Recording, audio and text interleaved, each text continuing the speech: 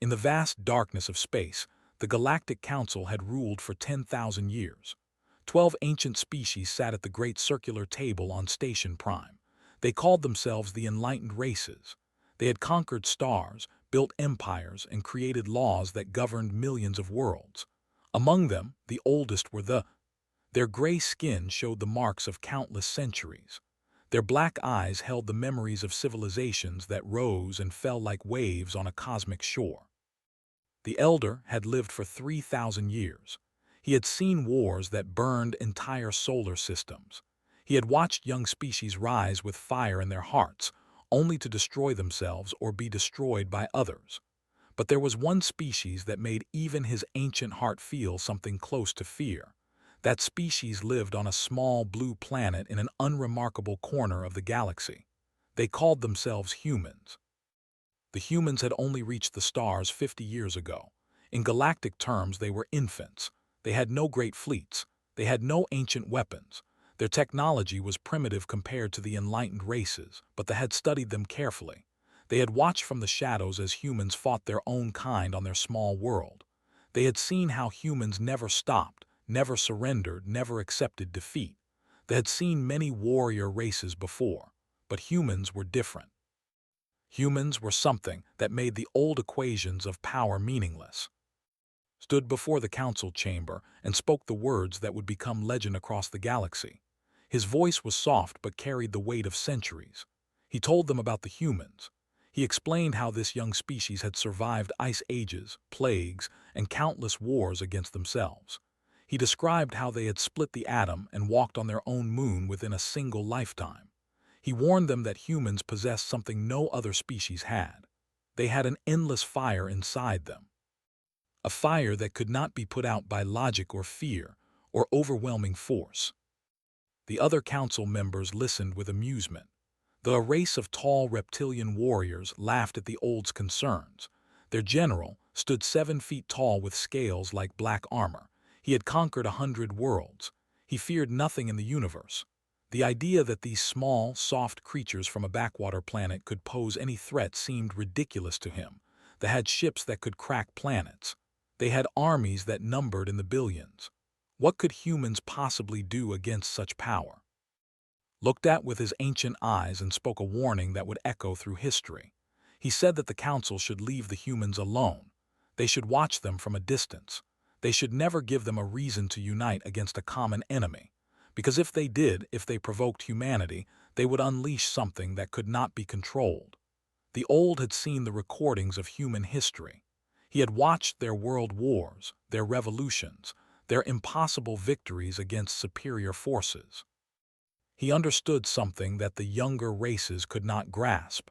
Humans did not fight like other species. They did not calculate odds. They did not retreat when the numbers were against them. They simply refused to lose. The council voted to ignore the warning. They wanted the human system for its resources. The blue planet had metals and minerals that were rare in the galaxy. More importantly, they wanted slaves.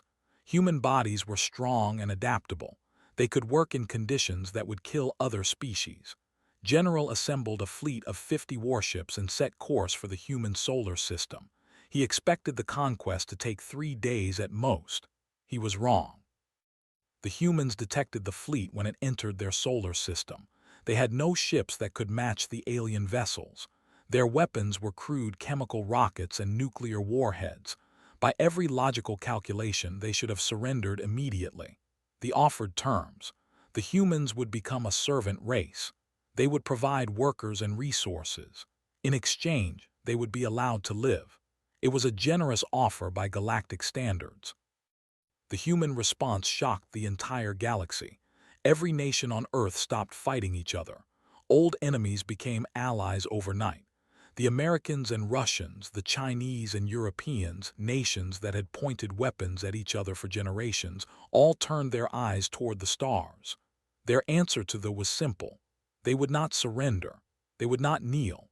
They would fight until the last human drew breath. And they promised that if they came to their world, they would pay a price in blood that would be remembered forever. General laughed when he received the message. He ordered his fleet forward. The first ships entered Earth orbit expecting no resistance. What they found instead changed everything. The humans had launched every nuclear weapon they possessed, not at the ships directly, but at carefully calculated points in space. The explosions created a field of electromagnetic chaos that disrupted sensors and shields. In that moment of confusion, human pilots in primitive spacecraft flew suicide missions into the alien vessels.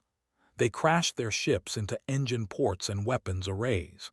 They used their own bodies as missiles. Lost 12 ships in the first hour. It was more than he had lost in his entire career of conquest. But the humans were not finished. On the surface of their world, they had prepared something even more terrible. When soldiers landed to establish control, they found a planet that had become a death trap. Every city was rigged with explosives. Every road was mined. Every building held humans who refused to run, who fought with kitchen knives and farming tools when their ammunition ran out. They had expected to crush a primitive species in days. Instead, they found themselves trapped in a war that consumed their soldiers like fire consumes dry wood. For every human they killed, 10 more seemed to appear. The humans used tactics that no civilized species would consider. They attacked at night. They used poison and disease. They turned their own infrastructure into weapons, flooding tunnels and collapsing buildings on positions. They fought without honor, without rules, without any of the conventions that made war manageable. General called for reinforcements. The High Command sent 200 more ships. It was not enough. The humans had begun capturing technology. They learned faster than any species the galaxy had ever seen. Within months, they had reverse-engineered alien weapons. Within a year, they had built their own ships using stolen designs. The war that was supposed to last 3 days stretched into 3 years. The Galactic Council watched in growing horror as the Empire, one of the mightiest forces in known space, began to crumble. The humans did not just defend their world. They went on the offensive. They struck at supply lines. They raided colonies. They freed slave populations and armed them with weapons. Everywhere they went, they spread the same message: stand up, fight back, never surrender. The elder watched the reports with sadness in his ancient heart. He had warned them. He had told them exactly what would happen. The humans were not just fighting a war. They were teaching the galaxy how to resist. Slave races that had been broken for centuries began to remember their pride. Conquered peoples saw that the mighty could be defeated and began to hope again. General died on a human ship that he had tried to capture. The humans had rigged it to explode. They sacrificed 500 of their own people just to kill one enemy general. That act alone showed the galaxy what kind of species they were dealing with. The humans valued victory over life. They would burn themselves to ash if it meant taking their enemies with them. 5 years after the first ship entered the human solar system, the Empire surrendered. It was the first time in galactic history that a primitive species had defeated one of the enlightened races. But the humans did not stop there. They demanded justice. They demanded reparations. They demanded a seat on the Galactic Council. And the Council, looking at what remained of the military, had no choice but to agree. Humanity entered the galactic stage like a storm. They formed alliances with other young species. They championed the rights of conquered peoples. They challenged laws that had stood for. The old order that the enlightened races had built began to shake. Watched it all and understood that his warning had come true. The galaxy would never be the same. The humans did not trust the Council. They built their own fleets, bigger and more powerful than anything they had possessed during the war. They developed new weapons that made even the nervous. They spread across the stars with a speed that all predictions. Within a century, they had established colonies on 1,000 worlds. Within 2 centuries, they rivaled the oldest empires in the galaxy. But the most remarkable change was not in military power. The humans brought something else to the galaxy. They brought their fire, their refusal to accept what they were told was impossible. Other species began to adopt human ways of thinking. They began to question, to challenge, to dream of things that had never been attempted. The stagnant order that had ruled for 10,000 years began to evolve. Lived long enough to see the transformation. In his final years, he met with a human ambassador named Sarah. She was young by standards, barely 40 years old. But in her eyes, he saw the same fire that had burned in her ancestors. He asked her a question that had troubled him for decades. He asked why the humans had fought when surrender would have been so much easier. Why had they sacrificed so much when the odds were so clearly against them? Sarah smiled and gave him an answer that he would remember until his last breath. She said that humans had learned something long ago in the dark ages of their world. She explained that surrender was never easy. It only looked easy. In truth, surrender was the death of everything that made life worth living. Her ancestors had fought against each other for thousands of years. They had made terrible mistakes, but they had also learned that freedom was worth any price. They had learned that hope was stronger than fear, and they had learned that a species willing to sacrifice everything for what it believed could never truly be defeated. Died the following year. His final words were entered into the archives, where they became required reading for every young member of that ancient race. He said that he had lived for 3,000 years and had seen wonders and horrors beyond counting, but he had never seen anything like humanity. He called them chaos and creation wrapped in the same form. He said they were destruction that built new things from the ashes.